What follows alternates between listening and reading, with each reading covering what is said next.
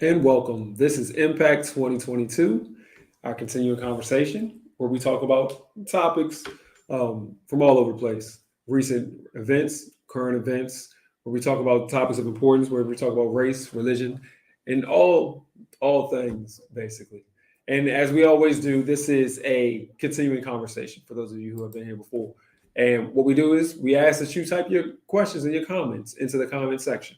As this is a conversation, we will answer your questions or discuss your questions, not answer, but discuss your questions and bring them up. And it will go both ways. Again, this is a conversation. So we encourage you to type in your questions and your comments into the comment section. And as always, we're going to just hop right into it. No dilly dallying or going around. We've talked about a bunch of different topics recently. That's usually how we do. Ironically, what we talked about last week and this week is not too unsimilar. Uh, Last week we talked about shootings. There was a shooting in Buffalo, in the New York area, and it was a tragedy there of race-based shooting. And now again this week we're talking about another shooting. Um, as everyone knows, in Uvalde, Texas, today there was a shooting at an elementary school. And elementary school, they had classes of second grade kids, third grade kids, and fourth grade kids. And the person came in, the 18-year-old came in, um, so clearly he didn't go to the school, and shot um, at the school or committed a shooting at the school. With reports of numerous children being killed, one teacher being killed, some other people wounded as well. And so it always brings up different conversations about what we should do. And so we look at it. And one of the conversation points that constantly comes in is why is it that in here in the United States, we are one of the only major countries or major world countries, first world countries, however you want to categorize it, that continues to have mass shootings.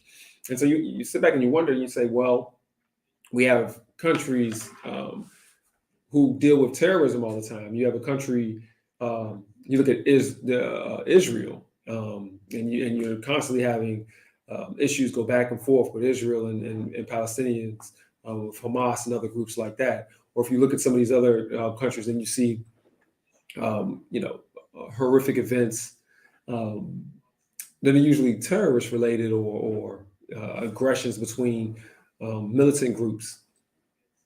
But yet, those are ironically, as much as you want to sit back and say, well, you see it all the time, they're a little bit few and far between when you look at the information. And when you actually sit back and you think about the impact of these, they're usually not on a large scale. And so, and many of those are not, as they call first world countries or countries with strong established governments. And so, when you have instability, you're going to have those things. But if you look at the industrialized countries, the major countries that they're talking about, no one else really has mass shootings on the level that we do. And why is that? Well, gun control is a little bit different there. It's a little tighter in some of these places. And so when you have people who um, act out and do things, they don't have the ability to get to the same type of weaponry that they do here in the United States. So you see a lot of stabbings, especially when you go to Europe. You see a lot of stabbings when you're talking about those type of situations, or just smaller on that level. Culturally, is it different? You know, how do we approach our thought process when it comes to mental health, when it comes to helping people, when it comes to people with grievances and things such as that? There are a lot of different things to look at. But one of the things I will hit right um, on this topic is where it happened, and you know, it's not the time to be super critical, but I will say it seems to be sometimes in the areas where we push guns the most, um, where we push gun access the most, where we push um, the ability of everybody to get guns. Texas is a place that's wide open when it gets to guns, and you think that makes you safer. And in time after time, especially in Texas, it's shown that more access to guns and more people having guns does not necessarily make you safer. Matter of fact, it may be the opposite, because you're allowing everyone. Yes, everyone can have a gun, and you're like, oh, they're protecting themselves, but everyone can have a gun, even people who don't necessarily need one. From a Christian standpoint, we have people who love guns. I mean, oh man, goodness, they love them, and they talk about them as if it's somehow connected to their whole identity, and so it becomes a part of their religion, in a sense of, you look at that a good conservative Christian, they're going to be independent and love their guns and da da da da, and, that stereotypical type person. I don't know what the correlation is there, between having weaponry and thinking that makes you a particular type of person. But I will say that the obsession with trying to have so many guns has left open the door for people to be able to do some terrible things. And so, yes, why is it that here in the United States we have these mass tragedies over and over again? I don't know the answer to it. But then the question becomes, and immediately is, if there is anything that we can do as a country, if there is anything that we can do as a people, if there's anything we can do at all, what is it and what should we be doing? Now, from one standpoint, we've talked about this year, and we've seen signs of it this year. Mental health. We've seen the stresses of it. We've seen some of the most extreme mental health type situations pop up over and over again. There was a shooting in New York City on the subway, and it was clear when you saw the suspect, when you saw the person who committed the crime of shooting the people in the subway, it was clear that he had a mental health issue. It's clear that he's not operating in a capacity that most people are going to operate in. And so, why are we? We're not going to stop tragedies and things like that, but why are we lacking in the ability to, one, recognize mental health issues and to address them? And what should we be doing? As much as there's been a report that there's a fight going on in corporate America. There's a fight going on between corporations and individuals. And the corporations want people to come back to the office. And many individuals don't want to come back to the office. And there's people being quoted as saying, I never plan on working in an office again. I'm going to work from home. I like the flexibility. I like to be able to just chill at home, or I really don't like people all that much. And I do well working by myself. And you're probably wondering, how did these two things connect? I'll get there. And the corporations, they want their people back into the office. They want to be able to collaborate. They want to be able to, check on them and make sure that they're working the whole entire time. They want them to be productive and in the office. They spend all this money on these big old buildings and they want to fill them up. And so there's a battle and there's a fight, because corporations are trying to make people come in, and people are saying that they're not, or I'll come in once a week or twice a week, but I'm not coming in every day, or however they want to do it. And one of the things that I just highlighted here is that the company wants to be able to check in on their employees. And I think that's what we're looking at when we're talking about our working from home, when we're talking about what happened over the last couple of years with COVID and people being more disconnected from each other.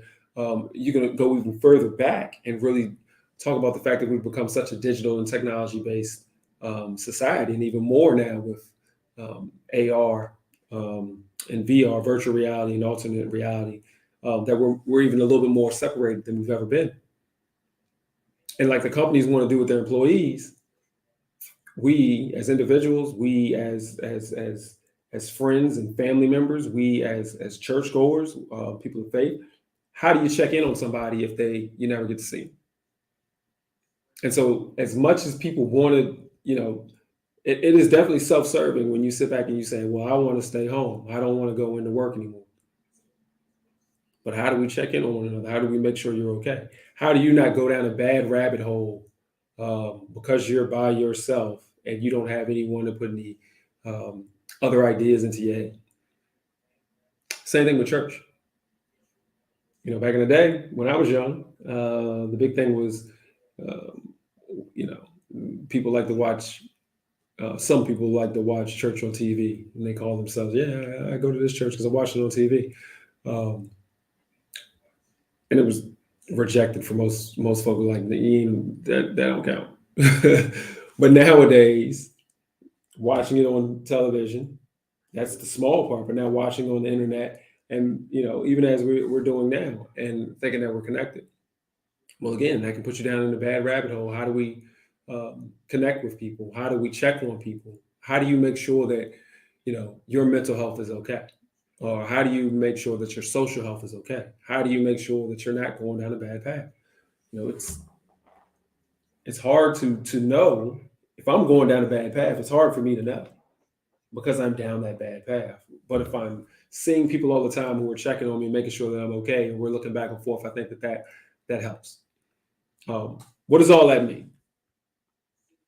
This is another tragedy, and I believe that many of these tragedies have to do with mental health.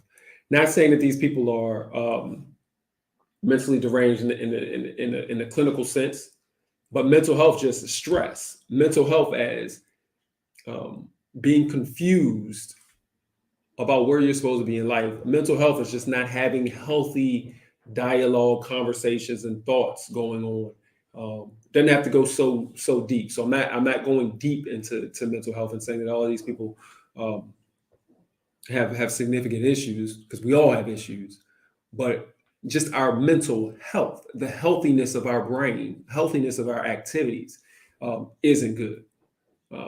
Across the board. And I think that's because some of that is isolation. Some of that is being, the more isolated you are, the more susceptible you are to bad ideas and bad counsel.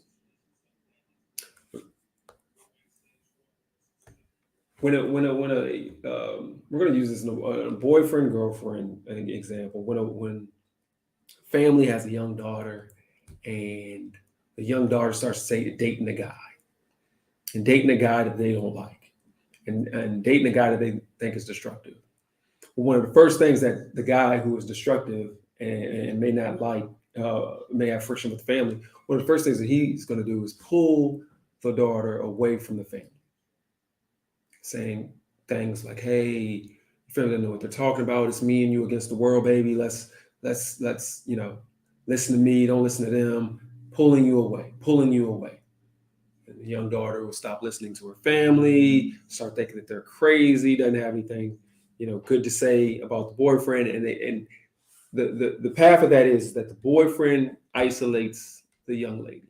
And why does he isolate the young lady? So that he can be the one to give her counsel, and that no one else can penetrate and give her good advice, different advice, or a different point of view. And so quickly, the young lady can get lost, just totally into the one counsel of the guy, and the next thing you know, she doesn't listen to anybody else, and he has total control. She doesn't know that she's lost because she's not getting the voice or the ear of anybody else. She's tuned them out. You don't know that you're lost. That example is a real example in a sense that it happens all the time. Or even when you see victims of people who've been manipulative towards them. You think about some other famous situations where men or women have been able to manipulate other people. That's the one thing that you do. You have to isolate them away.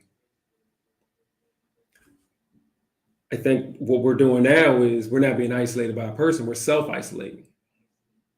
We're locking ourselves away, and we're not getting that good counsel, and we're not getting that good advice, and we're not being able to hear what others have to say. And that has to do to the pandemic. That has to do to us wanting to have church at the house instead of coming in. that has to do to working at the house and not wanting to come in. And I know these are great things, and I'm not really trying to get on people for the choices that they make when it comes to working from home or being safe and being careful out here. But we can't isolate ourselves away from people, and so I do believe that's part of the problem.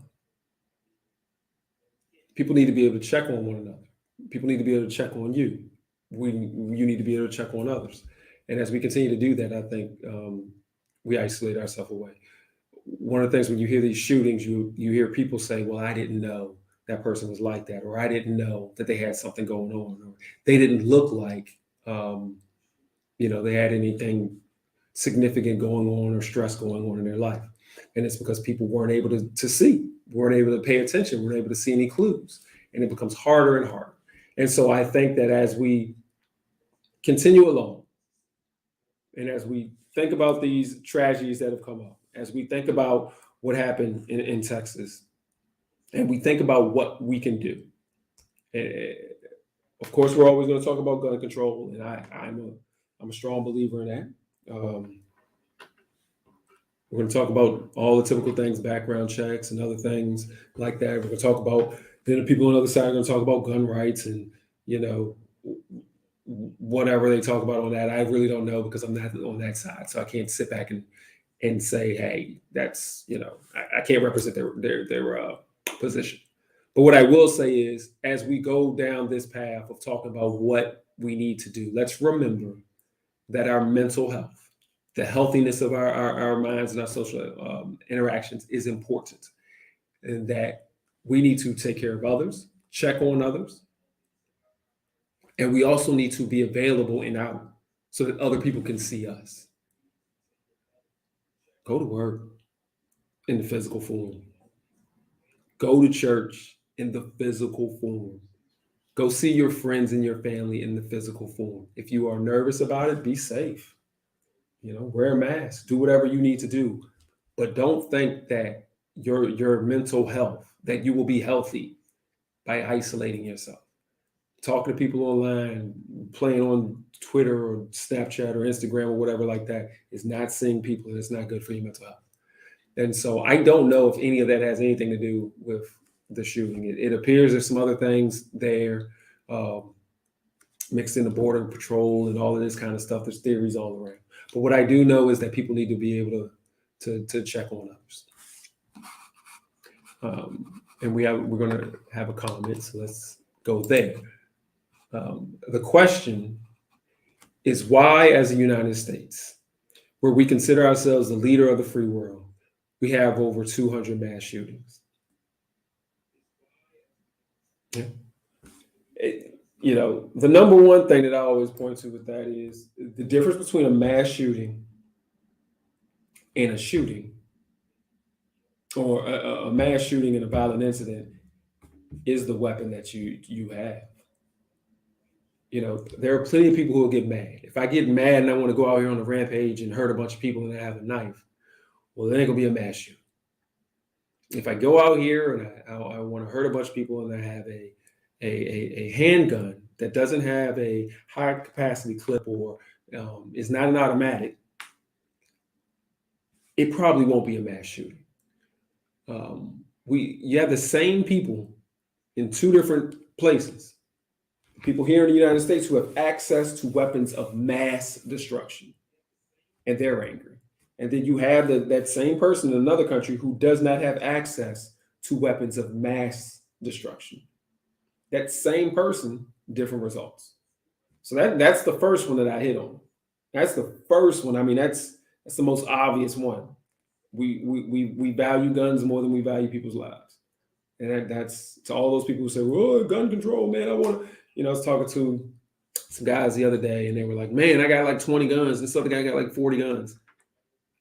I get it. Everybody has hobbies. I had a bunch of baseball cards when I was a little kid. But it doesn't make any sense to have access to something that is so harmful necessarily, or let people have access to harmful weapons. You can't own a tank. You can't own a rocket launcher. You You can't have Claymore mines in your house. So why do you need something else that can kill just as many people? So that's the number one. But then the number two is, here in the United States, what are we doing? Mental health. What are we doing? What are we doing? How are we helping people? And I know people go social economic on this whole thing and talk about different issues when it comes to social economics, when it comes to the middle class and the lower class, when it comes to government offerings, when it comes to opportunities. Um, we can definitely go there. But I don't know. What I do know is that I think that what I do know is that I feel like the mental health is an issue, was one of the issues that we need to solve, one of the issues that we need to look at. Because as far as we know right now, people are obsessed with guns and we can't really make any movement on that. But we should, and we should try. But what we can do as individuals, even right now, at this moment, right now, we can make sure we check on as many people as possible. We can make sure that we see somebody who mentally looks stressed out, somebody who just doesn't feel or look okay. We can check on them. And then for those of us who don't feel right, get out of the house as much as you can. Get out there as much as you can. Being around people and things like that, I think is the value is there, because if the people don't make you feel better, at least they can acknowledge and see that maybe you don't feel right and kind of can, lend whatever they can lend. But as long as we're kind of hiding from folk, and as long as we don't be around folk, I think it's hard on all of our mental health. So yeah, we have to take care of each other. And so hope that really answers the question. As the United States, yeah, we have to do better. We have to do better. And again, I don't know the answer to all of the questions when it comes to mass shootings, but I do know that we need to take care of one another. All right, that was a little rant there. But yeah, let's as we always say, let's offer up our prayers for the families of those um, um, in Uvalde, Texas. That is a significant tragedy. You never want to see anybody lose their life, but especially young kids in a scenario as of what happened today. We also have an issue with respecting others and different opinions. If I don't like you or what you believe or stand for, I just take you out. Yeah, I agree with that. And ironically, I may agree with that in a way that most people aren't. We have an issue with respecting others and different opinions, and I think the problem is that we need to be exposed to more, not less, different opinions, and unfortunately, do less um, punishing of those opinions. Um, you know, Canceling culture is silly. We need to stop it. As adults, we need to stop as adults, we need to stop acting like kids, because that's what kids do. Um, the bullying epidemic. We need to be really clear on what bullying is. It is not when somebody tells you no. It is not when somebody has rules and you don't want to follow those rules. And then you say, well, I want to do it my way. And they tell you no, that's not bullying. Even though that's the narrative of what we're telling people. And so we need to, bullying, when I was young, bullying was joking sometimes. They call that bullying now. We didn't call it that back then. You would get joked on. We would joke other people. We would joke your hair. We would joke your clothes. We would joke your, not necessarily your sexuality, but in the same sense, your sexuality. We joked your sexuality, but no one knew or cared about what your real sexuality was. We would joke that. You act weird, how you act, or how you talk, or how you walk, whatever. We would joke everything. Sometimes you get mad. Sometimes you wouldn't. But regardless of it, it didn't go any further than the jokes. And so, yeah, you can go home and you can cry about it, but what you're not going to do is come back and it's going to be a thing. And even if it was a thing, it may be something like, well, I'm going to, maybe try to push or fight or whatever with this person. But it doesn't turn into a big thing where this person no longer needs to exist.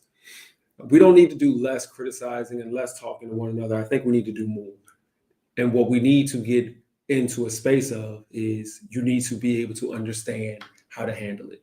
Instead of saying, let's stop doing it, let's equip people with the tools to be able to understand that criticism is a part of life, that correction is a part of life. And it shouldn't break you down, but you should be able to figure out how to deal with it, whether that means compartmentalize it, ignore it, internalize it because it may be something that's productive or true, whatever. But we need to, that's my opinion, is to get to a place of understanding that if you don't teach people the proper tools how to deal with life and diversity in life and different situations, different types of people, some people will be mean and some people will be nice. If they're not prepared with the tools, then when those situations pop up, they won't know how to act.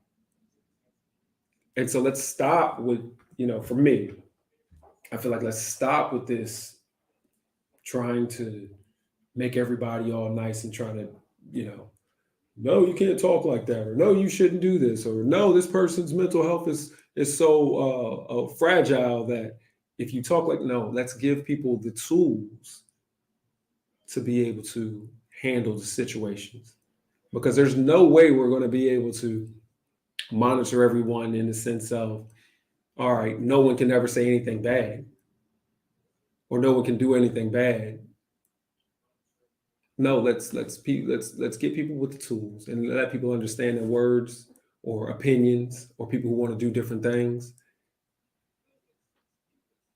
that doesn't mean you need to take them out. And so, yes, we have people who are ill-equipped, and we're developing more and more people who are going to be ill-equipped. We're teaching our children to be ill-equipped.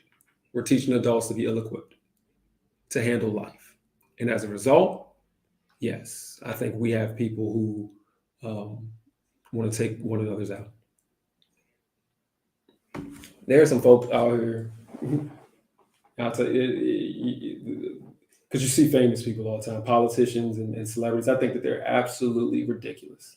I think they're absolutely idiotic. I think that they're absolutely crazy and they say crazy things. Doesn't mean we need to take them out. And I should be able to say that you say some crazy things.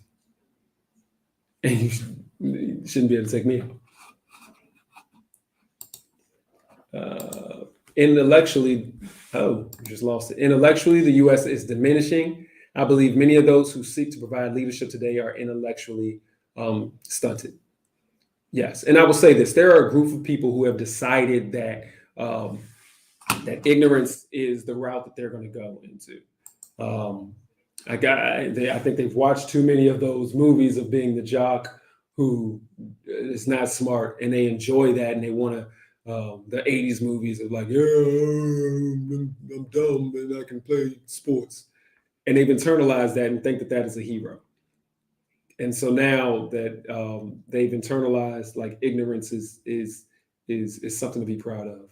I remember the first time I saw it on a big level was when, and it's going to sound political, but whatever. Sarah Palin was running for vice president, and she had an interview, and they asked her to name some of the stuff that she read, and she couldn't name anything. She was like, yeah, I read everything.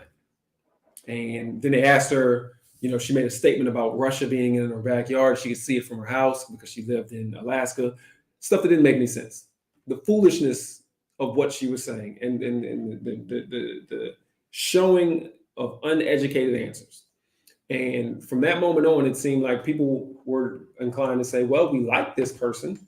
And so even though they're ignorant of basic facts, and even though they've shown a significant level of lack thereof of intelligence, we're going to go with that because we like them and we like what they stand for. And we're going to push that ahead. And I think that And it's not politically on one side or the other, but I think people all across the board on all aspects of life have now taken that on. We like what you stand for, but even though you're mentally ill-equipped, we're going to follow behind you. And so now you're going to lead me with your mental ill-equippedness. You're going to make laws, or you're going to make rules, or you're going to be over my organization, or you're going to do that. And I'm going to follow your foolishness, and also teach other people that foolishness will get you to where you go as long as you have the overall right idea, or overall you benefit me, whether it be financially or you believe in something that I believe in. And I think that is a problem. That's taking us down a bad path. Yeah. So intellectually, yeah, we done slipped, and we're gonna keep slipping until we solve that issue. Stop being so selfish. Just because somebody's gonna make you rich doesn't mean you let a fool be in charge. All right, we have run out of our time. I appreciate all the comments. Appreciate everybody who's joined us. As always, this is Impact 2022. Thursdays here at 8 o'clock for Thursday Thirst, and on Sundays as well at 10 for worship service. Thank you again for joining us, and we'll be here each week, 8 o'clock, same place, same time. All right, have a good one, and thank you again for joining.